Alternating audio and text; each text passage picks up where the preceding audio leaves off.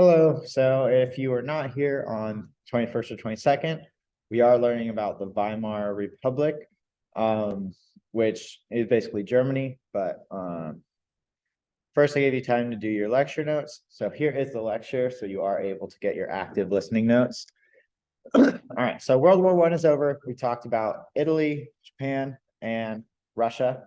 Now we are going to get to Germany. So as you remember, Kaiser Wilhelm at the end does flee to the Netherlands. And this is one of the more important points that we want to get across. So we did learn about propaganda, but one of the important things is that during World War I, Germany used the media to consistently tell their citizens, we are winning the war. We are just on the other side of winning. It could be a month away.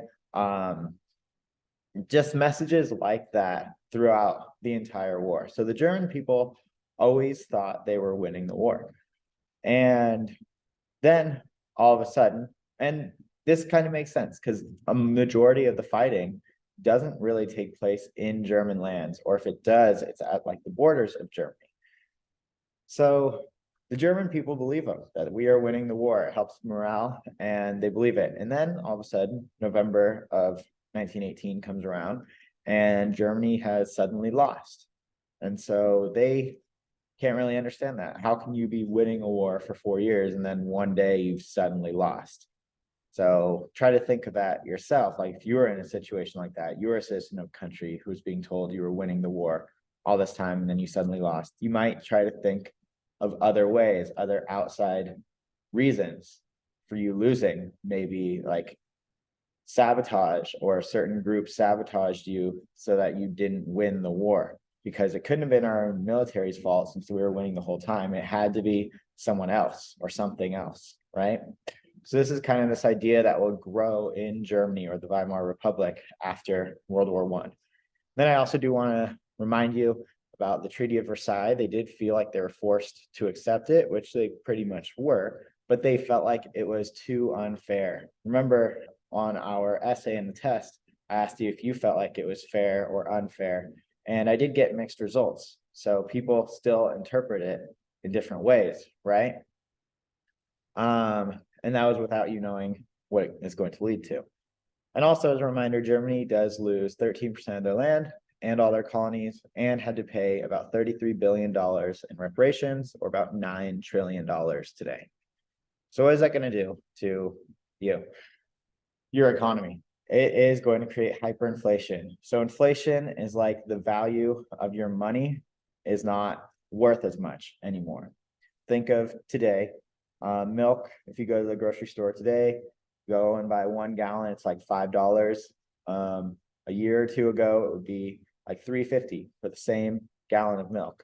So now your money does not buy as much. That is basics of inflation. So this is hyperinflation. It's even worse. It is the third worst case of inflation in recorded history.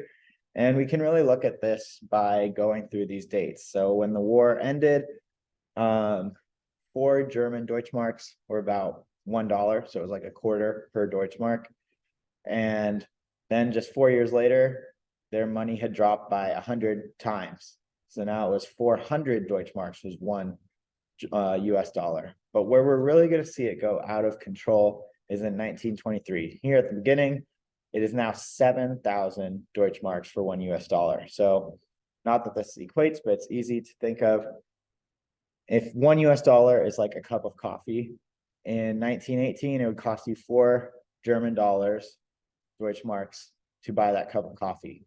Now in 1923, that same cup of coffee costs you $7,000 or Deutschmarks.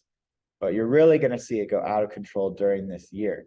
So especially in November, it's already $1 billion for the same cup of coffee. And then by just 2 weeks later, it's going to be over $4 trillion just for that same cup of coffee. So basically, the money has no value in it anymore.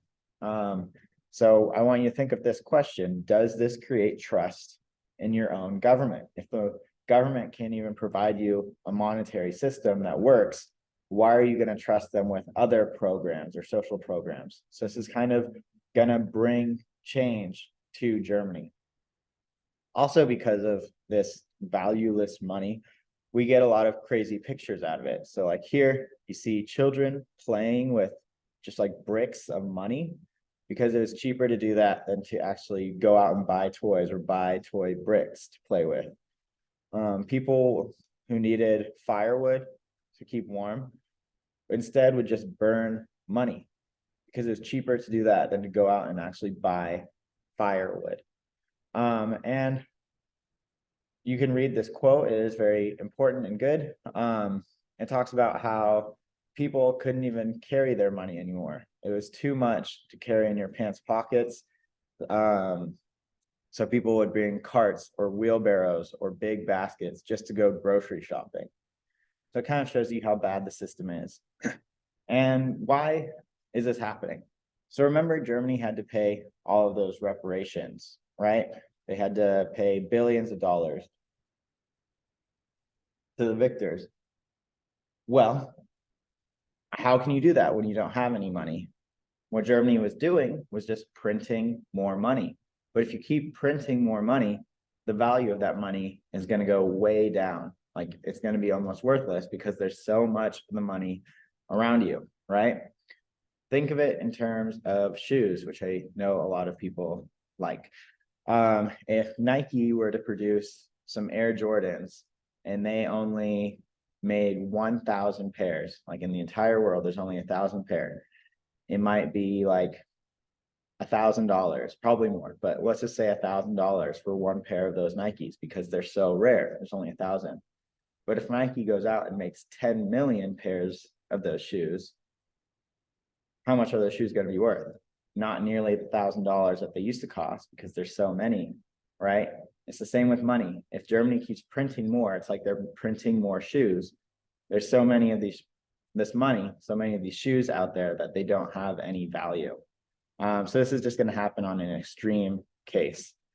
And while a lot of bad things did happen in the Weimar Republic, I do want to highlight, because some people wanted to highlight some of the more positive effects, some of the good social changes. So we did talk about a lot of the gay rights movement in the Weimar Republic, how it was still illegal to be gay in Germany at this time, but there was a big gay liberation during this time. They had a lot more rights there than in many other places in the world. And there's a big flourishing gay culture in Germany that does still exist today, that kind of is starting around that time. Where we're also going to see big strides is with women in the Weimar Republic. So in 1919, Article 109 passes, stating all Germans are equal in front of the law. In principle, men and women have the same rights and obligations. If you want to look it up, the US doesn't have that exact same thing even today. You could look up the Equal Rights Amendment and kind of read about that. But think about this. In 1919, women in the United States did not even have the right to vote. And here in Germany, they're being written into law that they have the same rights as men. Right? So it is pretty progressive, pretty forward, right? And we see this create a big change. In the first year of voting, women are going to win 10% of the seats in the Reichstag or their legislature or Congress. Also, we're going to see women make up 36% of the workforce. And lastly, this is a shorter lecture today, is going to be education in the Weimar Republic. So German schools were being considered centers of tradition. So they wanted to focus more on the victories of the past than kind of the bad situation they're in at the moment. So they would teach about wars Germany had won, and they would just gloss over any wars that Germany had lost. So it's not really teaching people real history. It's teaching a romanticized version, or only a version they wanted their people to hear. They wanted them to hear how great they were as Germans. They didn't want to hear about the bad things, which is very different than German education today. They also would learn that the Treaty of Versailles was a disgrace. Now, remember, when we learned about the Treaty of Versailles, we looked at it, and on your test, you had the opportunity to say, was this justified or was it too harsh, or something like that? And I gave you the choice, and based on the test, some people thought it was too harsh. Some thought it was not too harsh. In Germany, you were forced to learn that it was too harsh. That's that idea, again, of indoctrination that we talked about, where you're not allowed to think for yourself. They're telling you how to think. And lastly, they would learn very little about their own government.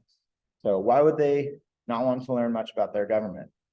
Well, the more you understand about your government, the more you can change things or sway it in the way you want it to be, right?